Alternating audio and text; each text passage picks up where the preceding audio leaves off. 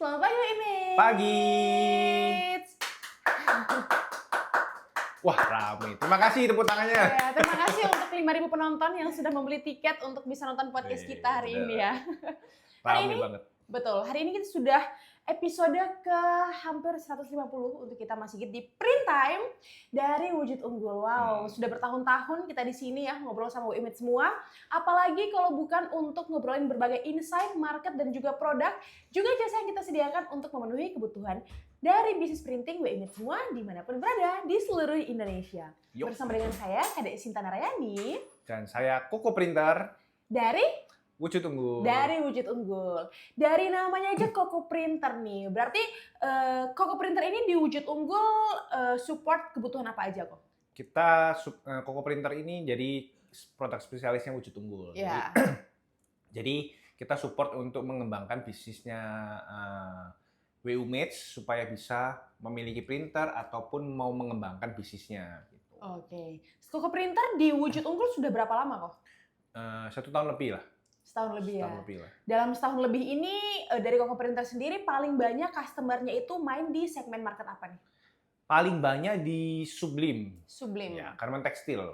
Oke. Di Nah, garment memang tekstil. market garment textile di Indonesia khususnya fokus di Surabaya aja atau kemana kok nih? Banyak sih, banyak tersebar di beberapa tempat sih. Jawa Timur, Iya. terus kemudian ada sempat di Sulawesi juga ada gitu. Oke, jadi memang luas sekali ya jangkauannya dari Wujud Unggul sendiri dengan salah satu timnya yaitu Koko Printer. Nah, memang untuk garment textile sublimasi itu lagi hype. Benar. Lagi hype banget dan memang di awal tahun 2026 aja ini kita udah support banyak banget WU-Image yang mau investasi khususnya di bidang sublim ya Mas ya. Ya. Karena memang WU-Image setiap minggu atau bahkan nggak harus nunggu hari Minggu pun kita setiap saat selalu bisa ngelihat flyer-flyer event running, event olahraga, event padel dan lain-lain dan berbagai juga kegiatan-kegiatan yang butuh support dari berbagai seragam nih yang bisa disupport dengan printer-printer sublimasi dari Wujud Unggul. Jadi sebenarnya Sublim nggak cuma mainnya di jersey. Nggak cuma main di jersey, bisa Benar. main di mana gitu? Bisa Mas? main kayak di bantal gift, Wow. bantal-bantal yang di Sublim. Iya, untuk souvenir-souvenir gitu. souvenir juga bisa. Lanyard, Lahnya. atau misalnya muk-mukan, gitu juga bisa. Jadi Oke. banyak banget. Sublim itu sebenarnya marketnya itu bisa luas. Gitu, Luas. nggak cuma sekedar jersey. Tapi memang market yang terbanyak itu adalah jersey. Ya, kita tahu kan kebutuhan pokok itu adalah salah satu makan, sandang, pangan, papan. Betul, tempat tinggal, Tempat makan dan tinggal. juga pakaian. Nah, salah satunya pakaian. Nah, pakaian adalah Sublim salah satunya kan. Betul. Di jersey itu gitu. Jadi itu ini arahnya adalah lebih ke siapapun pasti akan butuh kayak gitu. Benar. Kayak bisnis misalnya properti, orang pasti akan nyari rumah untuk hunian. Iya. Bisnis makanan di mana-mana kita nggak sampai setiap rumah mungkin ada usaha makanan di daerah tertentu. Benar. Dan untuk memang fashion sendiri di Indonesia masyarakat sangat konsumtif dan semakin kesini semakin suka hal-hal yang bisa di custom nih. Benar. Salah satunya dengan printing sublim itu. Ya. Nah, melihat market di Indonesia yang luas sekali ini Mas Sigit, apakah memang hanya sublim yang bergerak pesat atau mungkin market-market lain sebenarnya juga jalan bareng nih? Sebenarnya bergerak bersamaan, kita maju sama-sama, dan digital printing pun juga berkembang gitu. Yang awalnya mungkin dari printer-printer outdoor, terus Ya. kemudian mulai masuk ke indoor, atau bahkan masuk ke UV, atau mungkin mereka mengembangkan ke market merchandise, buat ke UV flatbed, dan masih banyak lagi. Masih Jadi banyak sebenarnya market itu nggak berhenti di situ aja gitu. Betul. Mereka tuh terus berkembang dan bagaimana kita menggali aja. Gitu. Sometimes kita kalau misalnya merasa, loh kok ini ya, kok tahun ini sepi ya, mungkin karena kalian nggak mengembangkan atau nggak improve gitu. Nggak ikut tren ya? Nggak ikut trennya atau stuck di situ aja. Jadi mungkin setahun ini aku punya mesin outdoor gitu kan, tapi kita 2 tahun, 3 tahun mainnya di situ-situ aja. Orang juga kebutuhan makin kompleks dan kita nggak bisa main di situ aja. Kita harus Betul. terus mengikuti zaman dan kebutuhan customer tuh seperti apa, kita harus ngikutin. Nah, Betul. salah satu caranya dengan investasi printer. Gitu. Investasi printer, karena memang makin kesini tiap tahun pasti ada inovasi baru. Benar. Setiap tahun ada inovasi baru. Kayak tadi aja, mungkin kalau dulunya di bidang digital printing awalnya outdoor saja, mulai dikeluarkan, diperkenalkan printer indoor, semakin kesini ada UV juga, dan bahkan saya dengar-dengar yang terbaru ini juga bahkan untuk bikin packaging itu kita bisa dengan printer yang kecil-kecil aja nih Mas. Benar. Biasanya kan kita pas di offset gitu ya, Benar. kalau untuk bikin Mesin-mesin packaging, yang label MM-an kayak lah gitu. ya. Iya betul. Nah ini kalau misalnya sementara produk ini makin banyak, kita makin butuh packaging selalu karena itu salah satu bagian dari marketing kita mempromosikan produk kita. Tapi kalau misalnya produknya masih UMKM bermulai kan kita order jumlah banyak belum bisa tuh Mas. Benar. Nah itu gimana tuh? Apakah kita kalau ke printer punya solusi nih untuk kebutuhan dari produksi dalam jumlah yang tidak terlalu banyak? Ya. Kalau misalnya kita lempar ke offset, biasanya mereka ada minimum quantity yang bisa dibilang cukup besar bagi mereka yang custom atau yang tidak butuh quantity banyak. Betul. Nah, sebenarnya kalau quantity-nya makin banyak, kita lempar ke offset, itu nggak masalah. Tapi kalau misalnya UMKM dengan quantity yang sedikit, kita lempar ke offset yang mereka membutuhkan quantity yang banyak, minimum quantity yang cukup besar, kita jadi masalah kan? Betul. Nah, maka dari itu kita munculin printer terbarunya dari Wujud Unggul, yaitu Roland Flexible Packaging. Roland Flexible Packaging, wow, inovasi terbaru lagi ya dari Wujud Unggul bersama dengan Roland gitu ya. Roland ini memang printer Jepang yang udah terkenal nih Mas. Ya, sekali lagi Jepang nih ya. Sekali lagi Jepang di WMIT semua, dan ini bukan printer Jepang main-main. Biasanya kan ada printer Jepang tapi gitu. Tapi ini printer Jepang yang memang kita sudah tahu. Karena Roland Flexible Packaging ini pengembangan dari EcoSolvent ternyata. IR641, dan ternyata Roland Flexible Packaging ini namanya Roland Flexible Packaging IR641P, P for packaging kayak gitu ya. Bedanya apa tuh Mas dari printer yang dulunya EcoSolvent sekarang mainnya untuk packaging? Medianya kan beda tuh. Benar. Jadi secara printernya sebenarnya kurang lebih sama, seperti punya EcoSolvent bodinya, semuanya hampir sama. Cuma bedanya adalah di tintanya kita menggunakan bahan yang tinta yang water based, pigment. Kemudian dia bisa masuk di art paper, HVS, art karton, dan banyak kertas-kertas lainnya. Di mana EcoSolvent itu nggak bisa masuk di situ. Nah dengan printer ini kita bisa masuk ke bahan-bahan itu dan bisa masuk ke kita cetak outputnya bisa ke packaging gitu. Oke, berarti langsung ke packagingnya. Benar, banyak ini ya prosesnya ya. Cuman maksudnya kita bisa proses produksi untuk packaging dengan satuan yang lebih kecil daripada offset. Oke. Ini kan kalau misalnya dengan printer namanya flexible packaging. Flexible packaging itu berarti packaging kayak snack gitu Mas? Benar, fleksibel yang seperti kalau misalnya kalian ke Indomaret, Alfamart, itu kan ada tuh merek-merek yang kayak misalnya ciki-ciki atau coklat atau apa. Itu kan mereka punya ya zipper atau permen atau yang ada zippernya atau ya istilahnya pokoknya yang jadi kayak plastik-plastik itu kita bisa cetak di sini. Oke, berarti kan sebenarnya orang pasti butuh untuk bikin itu. Benar. Misalnya nih kita lagi main ke Malang kayak gitu ya. Ada masyarakat di sana kan produsen apel. Kerupuk. Ya apel. Kerupuk dan apel, ataupun keripik-keripik kayak gitu ya, keripik apel. Keripik apel. Kaget saya kerupuk. Keripik apel. Nah itu kan pasti UMKM produksi sendiri, mungkin ketika baru awal produksi mereka belum butuh ribuan pieces Mas. Benar. Untuk flexible packagingnya, karena mereka juga butuh bikin packagingnya yang eye catching tapi ada zippernya mungkin, atau mungkin yang box-boxan itu yang kayak untuk kopi-kopi dan lain-lain gitu ya, dan lain sebagainya. Itu apakah kita bisa buat seperti itu? Bisa, tapi kita nggak bisa pakai bahan plastik ya. Kita harus ada bahan khusus. Jadi karena dia menggunakan water based, jadi dia harus menggunakan kertas dan kemudian ada kertas khusus. Nah, kalau misalnya tertarik, mungkin bisa datang ke eventnya kita bisa kasih tunjuk bagaimana prosesnya, karena prosesnya cukup panjang, tapi bukan susah gitu, tapi prosesnya bisa dengan mudah kita lakuin dengan cara kita ngeprint di kertas yang kita sediain, terus kemudian kita laminasi dan prosesnya ada lah. Nanti mungkin detailnya bisa langsung datang ke event kita. Oke, nah event kita memang akan dilaksanakan di tanggal 28 nanti di Surabaya. Tapi kenapa kita ambil contoh di Malang?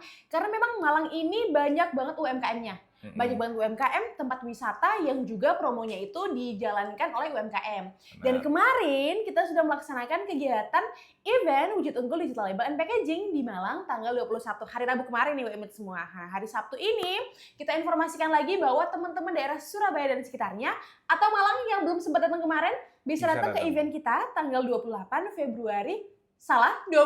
Januari di Kogu Space di Surabaya. Nah, itu daerah Manyar tuh WMIT semua ya.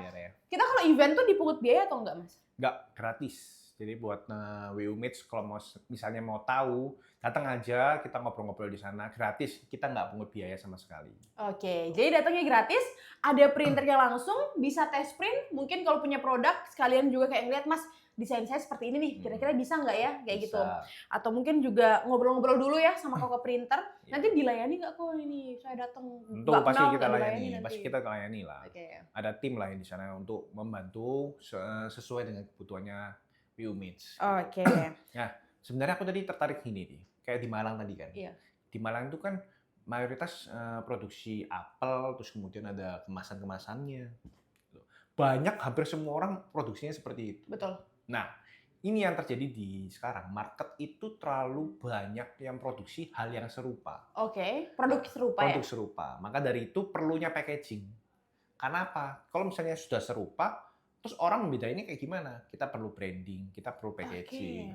Supaya apa? Packaging. Ketika orang lihat, oh ini produk ini lebih familiar, jadi mereka akan repeat order lagi. Atau mungkin mereka customer baru ngeliat, oh ini packaging, mereka akan beli. Gitu. Oke, Sangat penting sebenarnya. Itu jadi diferensiasi produknya ya Mas ya? Karena misalnya nih ada 3 penjual keripik apel berjajaran kayak gitu di daerah tempat petik apel. Sementara mereka semua punya kemasan keripik apel, sama-sama mungkin metodenya juga sama, bedanya cuma mungkin di bumbunya ataupun yang lain-lainnya proses produksinya. Kita tahu dari mana kalau ini oke, ini oke, ini oke, kalau belum pernah nyobain. Kalau kita nih cewek-cewek ya, kita pasti akan ngeliat packaging yang paling imut, packaging yang paling informatif, packaging yang paling, oh ini ada rasa apel rasa semangka misalnya, apel rasa nangka, atau apel rasa original kayak gitu. Yeah.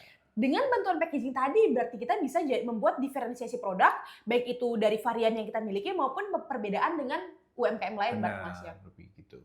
Oke, nah itu kan kalau misalnya kita ngomongin printing gitu ya Mas ya, kalau ada untuk mungkin sublimasi dan lain-lain, itu ada nih kadang inovasi seperti aman untuk kulit dan segala macam. Sementara kalau buat makanan kan lebih rentan lagi, karena akan jadi tempat kita naruh makanan yang akan masuk ke mulut secara langsung nih.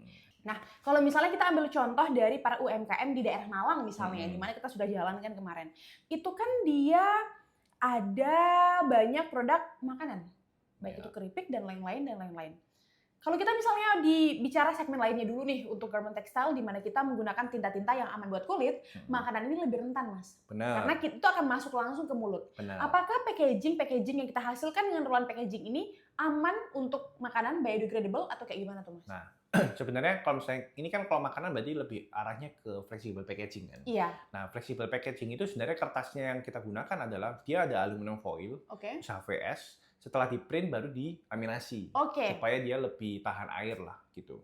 Nah, kalau misalnya di makanan itu kan sebenarnya kalau misalnya kita bungkus itu yang kena makanan adalah yang aluminium foil. Aluminium foilnya. Ya kan, aluminium foil. Nah, sedangkan aluminium foil itu dia lebih aman untuk makanan.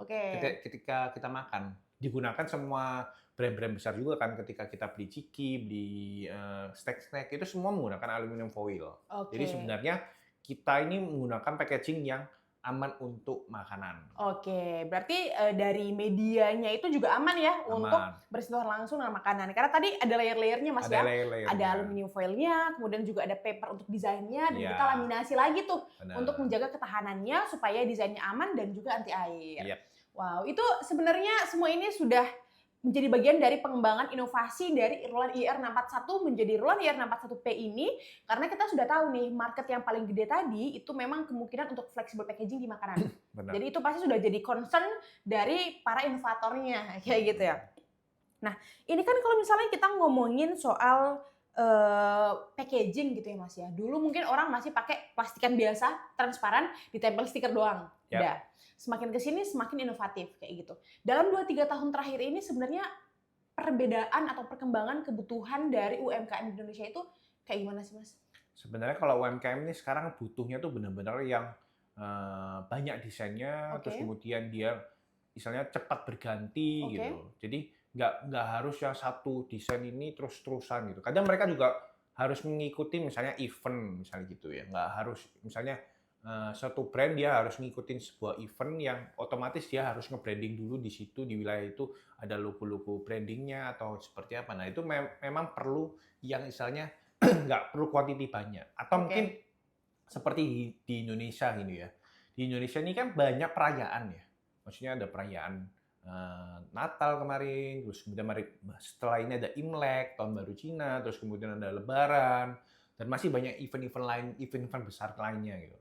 Dan di mana event-event itu biasanya mereka tuh atau brand-brand besar atau perusahaan besar itu mereka membuat packaging yang mainnya nggak main banyak. Oke. Cuma main sedikit-sedikit aja, mungkin 100, 200. Nah, dengan itu mereka bisa nge-branding, misalnya ada eksklusif lah, dengan quantity yang sedikit itu mereka buat sesuatu yang eksklusif kan. Jadi ada logo-logo perusahaannya mereka, warnanya yang ciri khasnya mereka atau seperti apa. Nah itu kuantitinya nggak banyak, jadi mereka butuhnya lebih ke arah situ. Berarti memang fokus UMKM sekarang adalah pada custom. Custom, lebih ke arah customnya. Ke arah custom. Karena itu tadi juga mungkin tiap daerah juga. Nah, ada hal yang saya mau tanyakan. Ketika kita produksi di printer outdoor, printer indoor, hasil cetaknya itu pasti berbeda. Karena misalnya di outdoor kita akan pasang di billboard. Di indoor misalnya kita akan pasang di banner-banner yang kita bisa lihat langsung. Sementara di packaging kita akan produksi di sebuah media yang tidak terlalu besar. Kayak gitu Mas. Kalau misalnya kita produksi packaging makanan, itu pasti akan ada banyak tulisan. Baik itu informasi dari nama makanannya, produsen, ataupun komposisi. Untuk detailnya kayak gimana Mas? Tentu saja kalau misalnya kita nggak usah raguin lah. Ini kan printer Jepang. Dan printer yang sebenarnya digunakan di printer indoor. Printer EcoSolvent sebelumnya. Berarti kan detailnya detail kecil untuk yang branding di dalam ruangan itu kan butuhnya yang detail-detail kecil kan. Bukan printer yang outdoor yang detailnya tuh jadi jauh baru kelihatan bagus gitu. Jadi ini basicnya adalah printer indoor yang kita ubah menjadi packaging. Jadi untuk masalah tulisan-tulisan kecil pasti kebaca. Apalagi ini standarnya standar Jepang. Oke. Printer Jepang. Jadi ya nggak usah diraguin lah. Oke, jadi satu tadi dia memang sudah cepat ya prosesnya ya, bisa custom tanpa MOQ, dia juga detail. Nah, kalau untuk dari warnanya gimana nih Mas? Saya butuh warnanya warna-warni soalnya kalau packaging. Kalau warna-warni kan jelas kita bisa, namanya kita digital printing kan. Digital printing kan menggabungkan CMYK, jadi mau warna apapun ya kita tinggal ngeprint aja dari gampang gitu. Oke, memang sekarang itu inovasi banget ya WMED semua. Kalau biasanya kita cuma mungkin kemasan plastik isinya keripik kita, kemudian stikernya cuma tulisan putih, base-nya putih, tulisan apa namanya hitam, ya, logo doang. Gitu. Logo doang kayak gitu. Sekarang semakin beraneka ragam dan juga semakin memudahkan UMKM untuk berkembang nih. Yeah. Karena nggak menutup kemungkinan juga kalau yang sekarang UMKM dari yang mikro dulu, kemudian kecil, menengah, nanti mungkin bisa ekspor nih kalau misalnya memang marketingnya semakin luas seperti itu. Nah, Kenapa digital printing itu jadi sebuah jawaban nih Mas di market saat ini? Karena kan sebenarnya tetap aja kita sudah berdiri selama ini dengan offset seperti itu dan digital printing mencoba untuk masuk menawarkan solusi yang apakah bisa relevan dan jangka panjang kayak gitu. Nah, digital printing kenapa masuk ke packaging gitu ya? Jadi sebenarnya gini, mungkin zaman dulu itu kita tahu kalau misalnya strategi marketing itu ada 4P kayak product, price, place, promotion. Oke. Gitu. Tapi sekarang promotion itu udah dibagi, nggak cuma sekedar promotion gitu, tapi lebih ke packagingnya, brandingnya. Jadi banyak banget. Bahkan sekarang ada 7P, 15P kalau nggak, bahkan ada 15P. Jadi sangat-sangat banyak dan salah satu strategi marketing adalah packaging. Oke. Gitu. Jadi dengan masuknya digital printing ke offset itu sebenarnya adalah kita memberikan solusi bagi market atau para brand atau para pelaku usaha untuk bisa menyesuaikan kondisi sekarang. Di mana packaging itu sangat dibutuhkan gitu. Mereka nggak butuh cepat banget untuk perkembangannya. Misalnya, wah hari ini tuh yang lagi rame misalnya warna-warna orange gitu. Karena iPhone kan warna orange ya. Mungkin itu adalah biasanya iPhone itu adalah salah satu standar warna. Trendsetter itu ya. Misalnya ada warna Tosca gitu kan. iPhone ngeluarin Tosca gitu. Warna Tosca yang seperti ini yang lagi dicari. Nah, maka dari itu sekarang tuh perkembangan zaman itu sangat-sangat cepat dan kita perlu ikutin terus gitu. Nah, dengan digital printing masuk ke offset atau packaging seperti ini, itu bisa membantu teman-teman untuk bisa terus eksis lah di dunia yang sekarang ini semakin cepat gitu. Oke. Nah, berarti kan memang sebenarnya ada demand yang berbeda-beda nih. Kayak misalnya memang sudah brand besar yang sudah dikonsumsi seluruh Indonesia, mereka pasti akan lebih butuh packaging dalam jumlah yang gede-gede. Mungkin ribuan sampai ratusan ribu kayak gitu untuk sekali produksi dan mereka sekali mengeluarkan satu jenis produk. Beda dengan UMKM. Berarti itu kan sudah dua demand yang berbeda. Tapi UMKM ini kan banyak banget Mas sekarang. Benar. Banyak banget. Saya tiba-tiba juga keluarin produk mungkin aja kayak gitu. Bisa aja. Nah, untuk digital printing, printer packaging, flexible packaging roll-on ini, apakah untuk saat ini masih tetap opsional untuk memenuhi demand-demand UMKM tadi? Atau sebenarnya sudah jadi sesuatu yang wajib, Mas? Melihat demand-nya makin naik. Sebenarnya bisa dibilang sekarang tuh sebuah, nggak mau ya. Mau nggak mau ini sebuah kewajiban. Oke. Karena istilahnya tadi seperti saya bilangin di awal ya, bahwa kalau kita nggak ngikutin zaman, kita yang ditinggal zaman. Oke. Jadi kalau misalnya kita mau terus eksis di dunia digital printing atau di dunia ini, kita harus terus ngikutin zaman. Salah satunya ya dengan ya seperti ini, kita harus investasi di digital printing, di roll-on packaging, flexible packaging. Jadi kita bisa ngikutin misalnya customer mau yang lebih ke quantity yang lebih sedikit, ya kita bisa ngelayanin gitu. Oke. Jadi ini sebuah kewajiban ya untuk saat mau ini. nggak mau pasti kita harus ngikutin untuk terus eksis lah. Oke, karena memang digital printing untuk pengusaha-pengusaha UMKM semua di sana yang mungkin sebenarnya udah punya market nih, misalnya stiker, kemudian juga market-market A3 misalnya, seperti itu ya. Roll-on packaging ini sebuah segmen baru di mana memang bisa menuhin atau jadi solusi dari kebutuhan-kebutuhan yang di digital printing nggak bisa penuhin. Kalau dari sisi stiker dan lain-lain, kayak gitu ya. Kita bisa branding dengan stiker, tapi kita juga bisa branding langsung di packagingnya, kayak gitu. Nah, kehadiran ini mungkin bisa diikutin sama para pengusaha karena mungkin tetangga-tangganya juga punya produk-produk yang bisa dia support kebutuhannya dengan lebih maju lagi nih ngikutin teknologi karena ini super beda banget tuh semua kalau brandingnya itu sebuah produk dengan kemasan langsung di printing sama kemasan ditempelin stiker ya Mas ya. Oke, kalau misalnya kita tadi udah bicara soal demand, kita juga udah bicara soal bagaimana roll packaging ini jadi solusi gitu ya. Dan kita dari tadi banyak ngomongin soal UMKM. Tapi di antara UMKM dan juga brand besar, itu ada startup, Mas. Benar. Nah, untuk startup sendiri ini, kalau dari Mas Sigit sendiri, kita bisa arahin ke arah mana nih, Mas?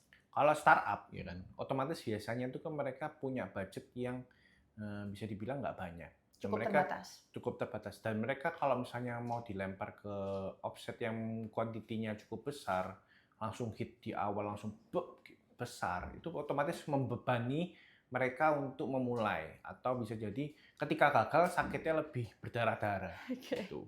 Nah, sedangkan kalau misalnya pakai yang digital printing atau flexible packaging atau istilahnya menggunakan roll-on flexible packaging ini, dia kuantitinya kan bisa lebih sedikit. Jadi kalau misalnya memang ternyata anggap aja lah mereka punya startup buat sebuah brand misalnya lip gloss atau lipstick atau parfum yang ternyata packagingnya aku membuat seperti ini gitu kan, ternyata nggak laku, ya kan? Misalnya, contohnya nggak laku, berarti kan mereka investasi di waktu mereka beli packaging yang nggak terlalu besar, jadi otomatis mereka juga nggak sampai berdarah-darah lah.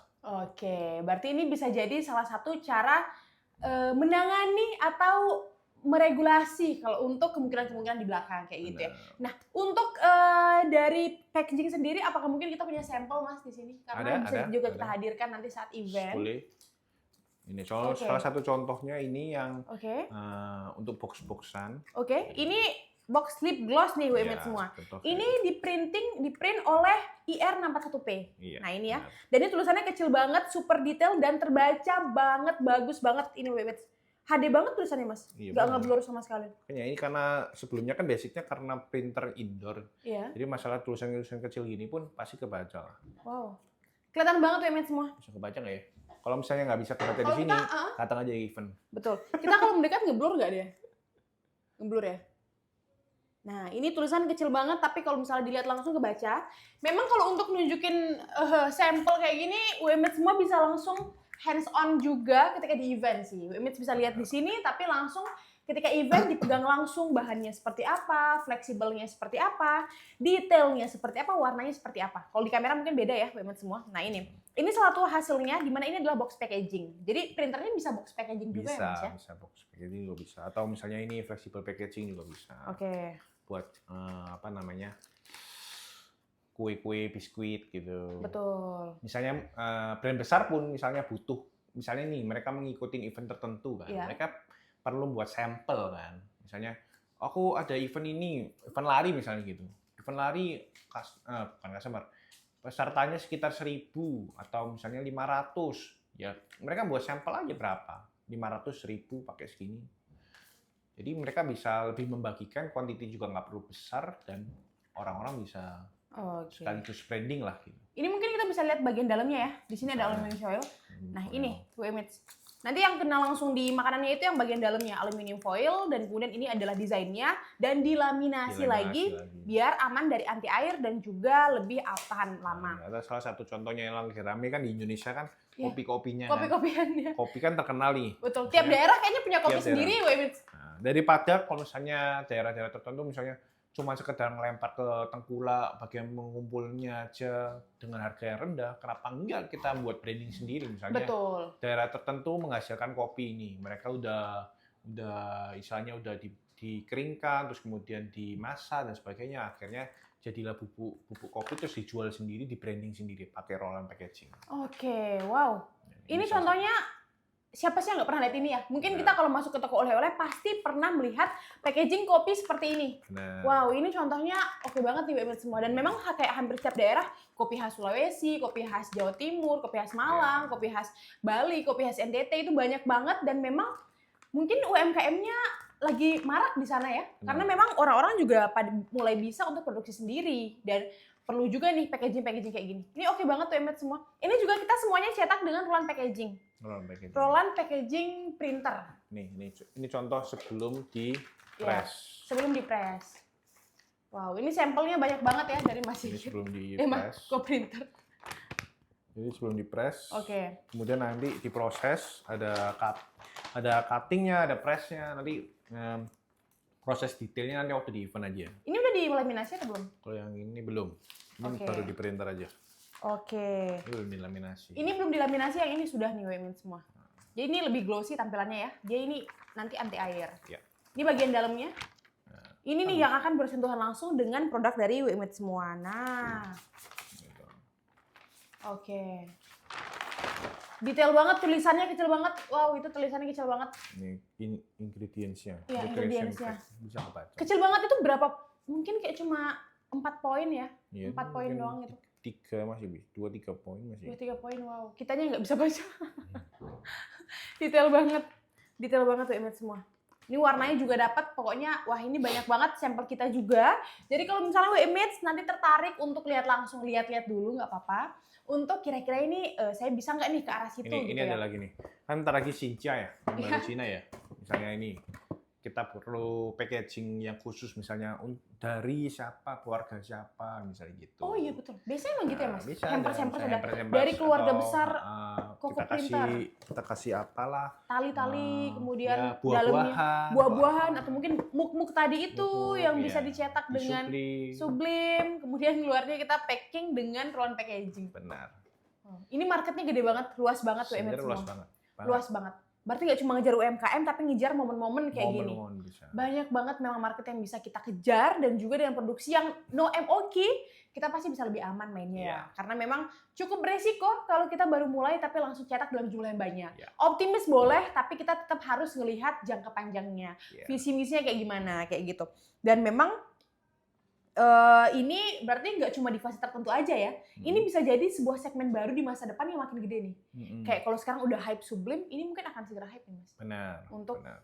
packaging label dari Sebenarnya printer-printer yang bukan cepat. akan sih. Sebenarnya sekarang pun bisa kita lihat bahkan di sosial media sudah mulai banyak yang spesialis di packaging gitu. Jadi bisa dibilang packaging ini bukan akan lagi tapi sudah. Dan Sudah. kalau misalnya kalian belum masuk, bisa jadi kalian ketinggalan. Oke, apalagi ini baru awal tahun WMIT semua. Benar. Kita nggak tahu setahun di 2026 ini tren seperti apa lagi yang Iya. akan masuk gitu ya. Jadi kita harus mulai ambil langkah dari sekarang, desain packagingnya dan mungkin juga mulai buka market dulu ya. Kalau Iya. mungkin, oh saya belum punya market, pelan-pelan bangun market, mungkin maklun dulu. Makin lama nanti kalau sudah terkumpul bisa langsung hubungi ke Printer untuk invest di loan packaging. Nah, untuk loan packaging ini selain dari sifatnya yang flexible design ya Mas ya dan juga no MOQ, Kalau kita ngomongin soal kecepatan dan juga efisiensi biaya kayak gimana? Sebenarnya kalau cost-nya itu dia kalau misalnya di offset itu atau biasanya kan mereka quantity makin banyak makin murah, bener kan? Sedangkan di sini itu quantity sedikit atau quantity banyak itu cost-nya sama aja gitu. Anggap aja ini yang tadi ini. Ini cost tintanya cuman berapa puluh rupiah lah cost tintanya. Jadi sangat-sangat murah. Berapa puluh rupiah Iya, berapa puluh rupiah per kayak gini. Tintanya ya, tintanya? belum termasuk papernya. Cost Oke. tintanya. Jadi murah banget gitu. Murah banget ya. Iya. Dan mungkin juga satu packaging kayak gini kita cuma jual berapaan sih, Mas? Kalau misalnya 2.000, packaging 3.000 gitu? wah, enggak. Udah sampai? Murah kalau kayak gini. Kecil gini paling kita jual bisa 1.000 lah. Oh, 1.500 sampai 1.000-an Iya, doang. 1.000-an lah. Kalau misalnya kita jualnya dengan harga yang kecil gitu, marginnya tetap kekejar nggak, Mas? Gini, packaging itu sebenarnya adalah nilai value added. Jadi ketika kita, kalau pemain brand itu punya branding, kita beli produksi cuma 1.000-an, tapi nilai value-nya jadi lebih besar gitu. Jadi kita bisa anggap aja ya sebuah lipstick gitu. Dia jual cuma sekitar lipsticknya aja. Itu pasti harganya misalnya anggap aja 20.000 atau 40.000. Enggak tahu ya harga lipstick berapa ya? Ya beda-beda tergantung brandnya. Ya, 18.000 ada, 50.000 anggap aja 20.000 ya. Oke, 20.000. Ketika dia tambahin packaging sesuatu yang eksklusif, lebih baru, lebih bagus gitu. Nah, itu nilainya bisa lebih besar gitu, bisa jadi mungkin 35.000, 40.000 gitu. Yang awalnya 20.000, bayangin. Aku bisa ngebedain, ada kita ketika masuk ke sebuah toko, kita beli langsung produk yang langsung produknya, kita langsung lihat dalamnya gitu ya. Sama ada produk-produk yang ada boxnya. Nah, produk yang kita bisa lihat langsung itu under 20.000. Ya. Dan yang ada boxnya itu harganya 100 ribuan, Mas. Ya, karena sekarang itu kita bisa lihat kan juga misalnya di sosial media kan ada namanya unboxing.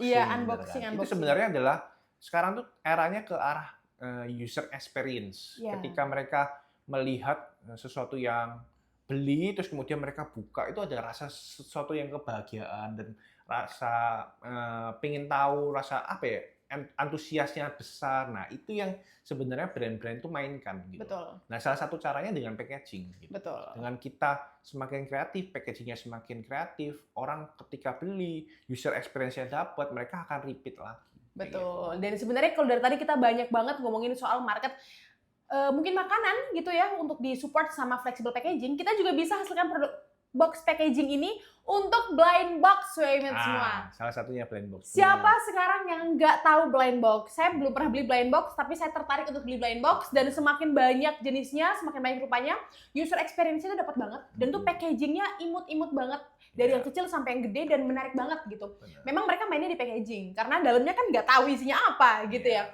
Jadi memang ini marketnya luas banget dan memang semakin kesini semakin banyak demand-nya. Semakin banyak demand-nya.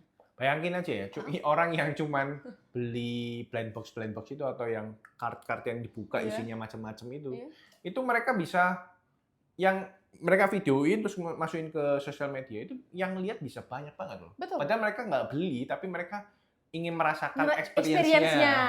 Apa ya ini? Apa ya dalamnya? Deg-degannya gitu. Deg-degannya apa ya gitu. Betul. Dan ini WMED semua blind box lagi hype banget. Satu packaging ini mungkin ada 1.000-an tadi. Mungkin untuk yang gedean dikit 2.000-3.000-an. Ya, bisa lebih. Dalamnya itu mungkin boneka apalah gitu-gitu. Benar. Harganya itu WMED. Bisa naik banyak. 50.000 itu murah WMED semua. Bisa sampai ratusan ribu, Mas. Ratusan ribu untuk satu blind box, apalagi dengan karakter tertentu yang kita sudah kenal. Misalnya SpongeBob atau anime, atau yang lain-lainnya. Dan itu cost-nya kecil banget. Tapi wow, sangat banget ya. Nah, kalau misalnya di Indonesia, bisa juga nih mungkin untuk produksi blind box, dalamnya boneka-boneka yang tradisional atau boneka tari reog atau mungkin yang Jalangkung. Iya, Enggak, bukan ya. saya juga kepikiran itu tadi tapi menahan diri untuk tidak menyebutkannya. Ya, saya kepikiran itu dari tadi.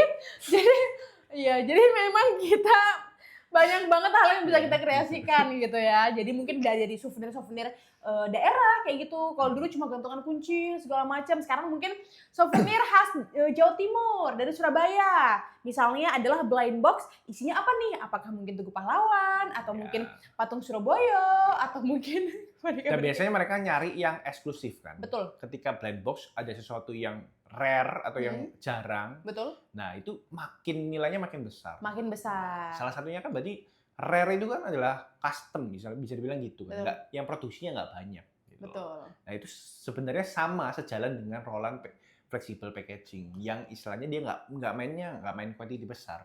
Berarti memang fokusnya itu bukan di kuantitas tapi di kualitinya Yap. dan seberapa eksklusif brand itu bisa dibangun dengan support dari packaging yang Benar. dihasilkan Roland ini. Wow. Ya. Luar biasa banget tuh Emmett semua, hari ini kita ngobrolin soal potensi yang gede banget dari Roland packaging ini, dari flexible packaging, kita bisa buat box packaging, bahkan untuk label pun bisa juga ya. Bisa juga untuk label karena memang basicnya dia dari printer indoor seperti itu, detailnya dapat banget, warnanya Emmett bisa lihat. Kalau nggak percaya datang aja ke event kita. Mungkin 1-2 kata untuk kita biasanya kan minta semangat nih dari produk spesialis untuk customer. Tapi kalau misalnya saya nih baru mau mulai bisnis packaging, apa hal yang harus saya hindari? Kesalahan-kesalahan yang banyak atau umum dilakukan sama pemula di pengusaha printing? Misalnya yang harus dihindari adalah konsultasi pada orang yang salah. Oke. Gitu. Ini nggak banyak diomongin, tapi seberapa krusial itu, Mas? Sebenarnya sangat krusial. Kadang orang kalau misalnya nggak tahu cara ngembangin marketnya, terus sekedar pokoknya menawarkan produknya, itu akan berakibat fatal juga. Karena kan ini sebuah investasi kan, yang nilainya bukan cuman 10.000, 20.000 yang besok bisa kita dapetin atau sore ini pun bisa kita dapetin. Betul. Ini nilainya kan jutaan bahkan ratusan juta. Betul. Jadi otomatis ketika kita salah investasi itu bisa berakibat fatal. Sama seperti yang tadi saya bilang gitu. Kalau misalnya kita startup perlu sesuatu yang bisa fleksibel, maksudnya kuantitinya nggak harus banyak. Ketika dia gagal, dia bisa misalnya bisa turn back lah, misalnya bisa lawan kembali dengan produk lainnya atau seperti apa. Jadi modalnya pun nggak kemakan habis di situ. Jadi misalnya lebih aman. Gitu. Berarti juga perlu untuk buat diferensiasi produk gitu ya Mas ya. Nah itu untuk trennya nih 3-5 tahun ke depan kira-kira gimana Mas untuk fleksibel ini? Sangat potensial sih menurut saya. Kenapa? Karena ya tadi saya bilang tuh, brand itu sangat makin kesini makin perlu identitas gitu. Sedangkan produk tuh kan makin banyak banget dan ketika kita membuat sesuatu nanti ada yang niruin. Ketika membuat ini ada yang niruin. Nah, bagaimana cara supaya kita menang? Ya kita harus buat diferensiasi. Salah satunya dengan packaging. Berarti memang terus berinovasi ya, dari segala sisi, dari mungkin promosinya secara online maupun offline melalui packaging yang langsung menjadi experience dari para user dari produk-produk yang dimiliki Image. Nah, ini juga pertimbangan bagus banget untuk para pengusaha digital printing. Jadilah solusi bagi kebutuhan dari para UMKM, dari para startup, dari lingkungan kita yang semakin hari semakin berkembang kayak gitu. Thank you so much ikut semua Image yang mungkin sudah bersama kita ya beberapa menit ini. Jangan lupa untuk datang ke event kita tanggal 28 Januari 2026 di Kogu Space. Itu ada di daerah Manyar, semua datang aja gratis. Nanti kita langsung layani, kita ajak konsultasi dan bisa langsung coba test print dengan Roland Flexible Packaging IR641P. Saya Kadek Sinta Narayani dan Koko Printer dari Wujud Unggul. Dari Wujud Unggul, nomornya berapa Mas? 081 231 951 288. Bisa juga hubungi Koko Printer di semua sosmednya, di mana aja? Di Koko Printer ada di Instagram, TikTok, atau juga di Facebook. Oke, bisa juga main ke sosmed kita. Kita ada di Facebook page personal ataupun lainnya juga ya di Facebook, di mana-mana kita ada. Main ke grup juga biasanya kita di Wujud Unggul dan juga Wujud Unggul Official. Pastinya kita main di Instagram di Wujud Unggul Official. Kita di TikTok juga ada Wujud Unggul Official. Main-main juga ke YouTube kita, banyak experience di sana. Langsung lihat para customer gimana bermitra dengan kita di Wujud Unggul Official. Dan yang pasti LinkedIn juga ada. Untuk info-info banyak di sana dan bisa langsung ke website kita di www.wujudunggul.com. Jadi terima kasih untuk yang sudah menyaksikan main-main ke sosmed kita dan sampai jumpa. Bye-bye.